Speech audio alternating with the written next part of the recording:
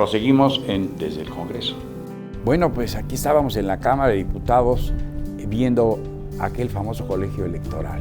La propia Cámara de los Diputados calificaba su elección y calificaba quiénes debían llegar a la curul. Poco a poco, ese procedimiento fue depurado y surgió el Instituto Federal Electoral, que saneó y contribuyó a la verosimilitud de las elecciones, es decir, que usted creyera en ellas, que en verdad su voto contaba y era contado, y que tenía peso y que iba a servir de algo y de mucho. Eso lo consiguió el Instituto Federal Electoral y uno de los artífices de ello fue sin duda José Waldenberg, que durante mucho tiempo dirigió ese Instituto Federal Electoral, que a su vez, cumplida su misión en esta 62ª o juzgada así por los legisladores, se convirtió en Instituto Nacional Electoral.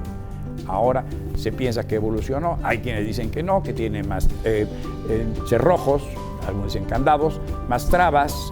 El INE en buenas manos, en buena hora y como toda institución siempre mejorable. Vamos a comentar algo, recordemos qué ocurrió en aquellos entonces. Votar, elegir, escoger, discriminar entre uno u otro.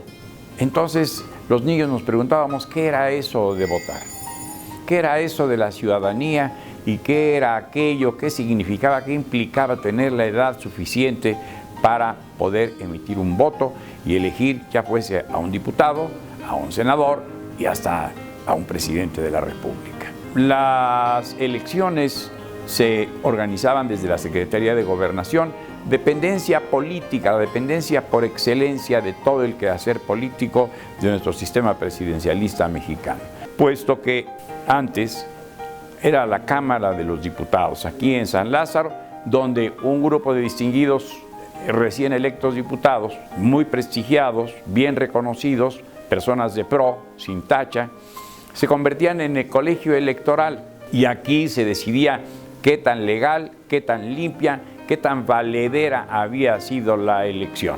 Pero al ciudadanizarse, entonces el gobierno mexicano, sus entidades dejaron de meter las manos, dejaron de intervenir en la organización de las elecciones. Y por eso se creó el Instituto Federal Electoral, que tanto atrajo, tantísimo, llamó, concitó la atención de los ciudadanos mexicanos y fue muy aprobado y muy exitoso. Ese IFE ha desaparecido. En su lugar se crea el Instituto Nacional Electoral. Una de las realidades que usted ya experimenta es que su celular le sale más barato y que los teléfonos caseros también están más baratos, fruto de la reforma de las telecomunicaciones.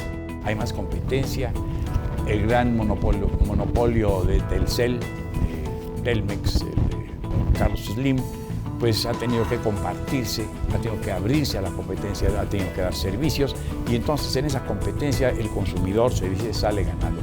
Y creo que es verdad, las tarifas han bajado, es uno de los grandes procesos, es donde se nota que el país cambia y que algo poco a poco se avanza. La reforma de telecomunicaciones está ya, es un hecho y habrá de mejorar, habrá de superarse día con día para beneficio de usted.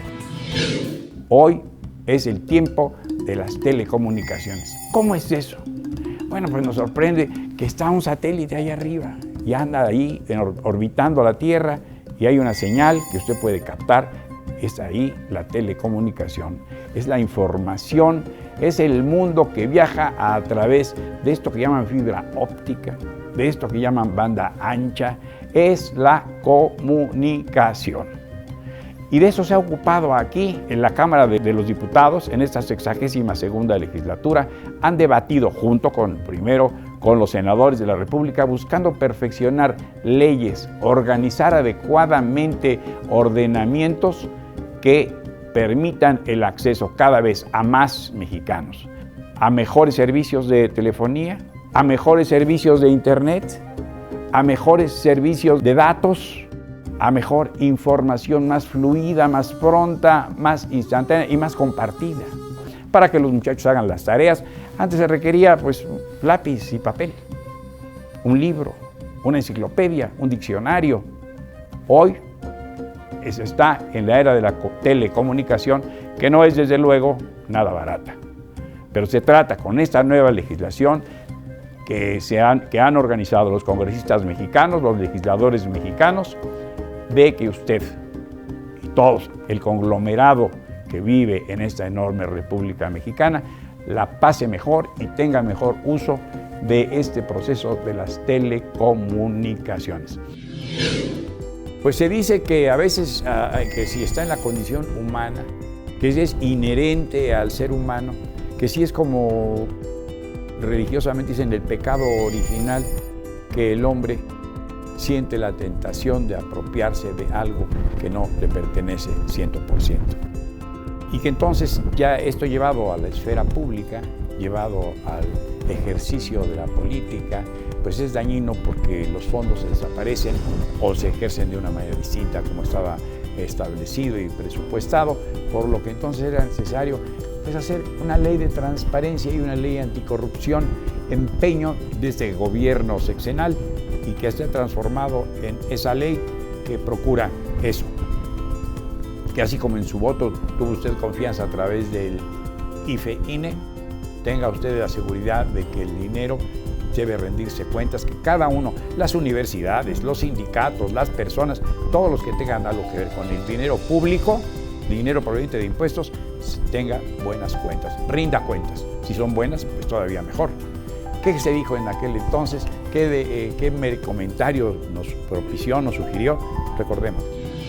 Y entonces la palabra transparencia parecía saltarse los límites de la mampara en que la habían escrito infinidad de veces para llegar hasta nuestros ojos y darnos un severo impacto, como un buen recto de derecha, como un uppercut, como un jab de izquierda, como un gancho.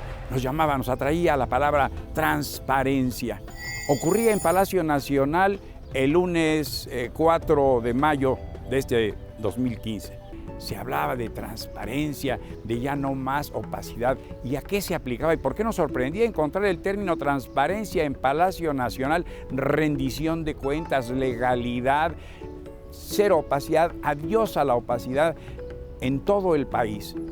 Ya está la ley, ya está la reforma constitucional, ya empezó entonces ya con facultades para empezar a dialogar con los integrantes del Poder Legislativo, que toda aquella entidad o persona que tenga que ver con dinero público, ese que usted aporta con sus impuestos, ese que se transforma de IVA en la compra, se hace dinero que va a dar Hacienda y luego se distribuye en muchos canales, lo mismo para la Universidad Nacional Autónoma de México, que para la Secretaría de Educación o la de Trabajo, en fin, para todo el quehacer del gobierno, tiene que rendir cuentas de qué hace, cómo maneja esos fondos. Pero no solamente ellos, los sindicatos también entra en esta órbita de la transparencia, de la rendición de cuentas, de la legalidad y de la cero opacidad, la vida sindical.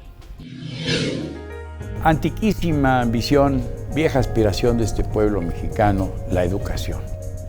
Desde el silabario de San Miguel, casero, donde la madre podía enseñar al hijo el A, E, I, O, U y empezar a reunir y sumar las palabras, juntar las letras, decíamos los niños, porque yo lo fui y fui enseñado caseramente por doña Eloísa, mi madre.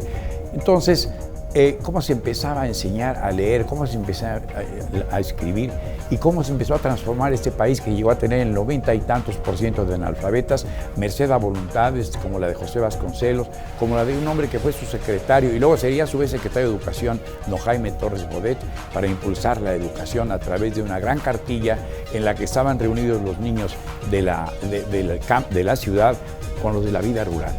Los niños podrían conocerse cómo se vivía en el campo, cómo se vivía en la ciudad. Entonces la reforma educativa en México se hizo urgente. Y desde luego, como desde el principio decíamos que al traer ya en el año 13 reciente, las iniciativas de reforma iba a encontrar reticencias, las tiene hoy, las va a tener durante mucho tiempo y se discutirá porque tocan grandes intereses, que verá sus frutos, sí, en 20 años. Cuando la primera generación salga de las aulas con mejor herramienta, con mejor preparación, más arropado, con coraza de saber que los haga imbatibles en el mundo entero. Y por eso es importante la reforma educativa. Por eso, y el pueblo quiere a su reforma educativa, no quita el trabajo a nadie, no despoja a nadie de nada, hace más libre. La educación hace más libre. Y eso es lo que pretende la reforma educativa, que aquí en esta 62ª legislatura se aprobó y ha sido juzgada en el mundo como la gran reforma de mayor trascendencia que ha ocurrido en este país en muchísimas décadas. La reforma educativa, y también en su momento desde el Congreso tuvo que decir algo al respecto. Interesa sobremanera la reforma educativa como la más trascendente que se ha realizado en este país en muchísimos años. Quizá tan importante como la que en 1960, que hemos referido aquí en este programa desde el Congreso para usted, realizó don Jaime Torres Bodet, a la sazón secretario de Educación Pública en el régimen del presidente Adolfo López Mateos, para hacer el gran plan de los 11 años. El plan de los 11 años para dotar a los profesores que entonces escaseaban o no eran lo suficientes para llevar la educación a todos los rincones del país. La reforma educativa, mientras tanto, es aquí, tal como lo han advertido desde el Pacto por México, los legisladores, los hombres que intervinieron en su confección, en su integración, en su realización, en su discusión intensa, es objeto de resistencias naturales, en virtud de que suscita un gran apetito la educación. Ha sido una gran lucha la que este país ha tenido por educarse. Baste recordar los esfuerzos del presidente Juárez por ver en la educación la gran herramienta de reivindicación, de rescate, de elevación del pueblo. El hombre que sabe leer ya no es tan fácilmente engatusable, ya no es engañable. El hombre letrado, el hombre alfabetizado, por lo menos, tiene ya otra conciencia de su entorno, sabe qué es su mundo. Y va a divulgar el gobierno mexicano, está dispuesta toda la Secretaría y los órganos de gobierno federal a divulgar adecuadamente la reforma educativa, para que usted, junto con su esposa, con los niños que van a la escuela, explique, sepa, conozca y haga suya la reforma educativa, porque es una reforma que nos va a transformar y vamos a transformar así al país. Mexicanos más ilustrados, mexicanos más informados y más en la hora del mundo, hoy que se habla tanto de la globalización. Ahora estamos de regreso.